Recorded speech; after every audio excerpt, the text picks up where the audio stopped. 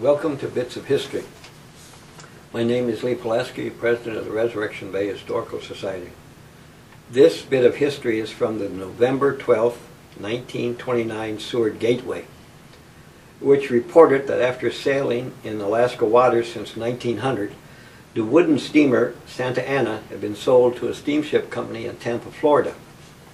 The Santa Ana was important in Seward's history because it was the ship that brought Seward's founders to Resurrection Bay on August 28, 1903.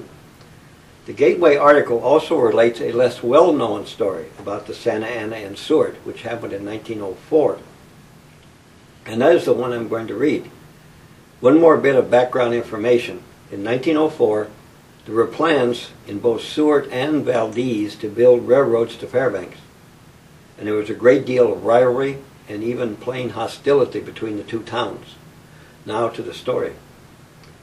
It was the same Santa Ana that carried the first and pioneer locomotive from Seattle to Seward for the Alaska Central Railway in April 1904, and that carried the first cargo of rails for the railroad along with the locomotive.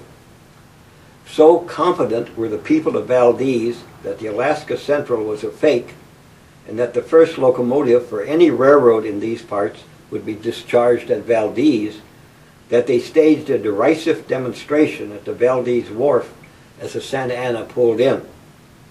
They had been assured by both of the two daily newspapers then published in that town that the locomotive being brought up for the Alaska Central by the Santa Ana was built of wood, cleverly painted over to make it appear like an iron locomotive to fool the public.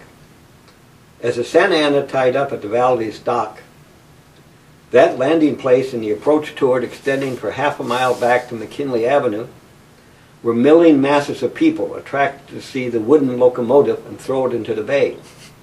Captain Schrag of the Santa Ana declared that no less than 100 men promptly jumped from the wharf to the deck of the boat before the ties were fast, and with their pocket knives began excitingly whittling at the locomotive in efforts to prove that it really was wood.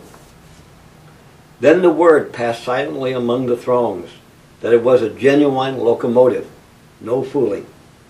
Within an hour, they went away from that place, and the wharf was soon alive with the goods of several merchants in Valdez who hastily loaded their stocks for the new terminal city of Seward. I'd like to finish this bit of history with a brief biography of the locomotive we've been talking about. It was built in 1883 for the Northern Pacific. In 1904, it was purchased by the Alaska Central Railway. It arrived in Seward on April 23, 1904. It was used by the Alaska Central Railway, its successor, the Alaska Northern Railway, and its successor, the Alaska Engineering Commission, which built the Alaska Railroad. It was retired in 1920 and scrapped in 1930. Thank you for listening to this bit of history. To learn more about Seward's railroad history, visit the Seward Museum. It is open on Saturday and Sunday from 1 to 5 p.m., and this time of year admission is free.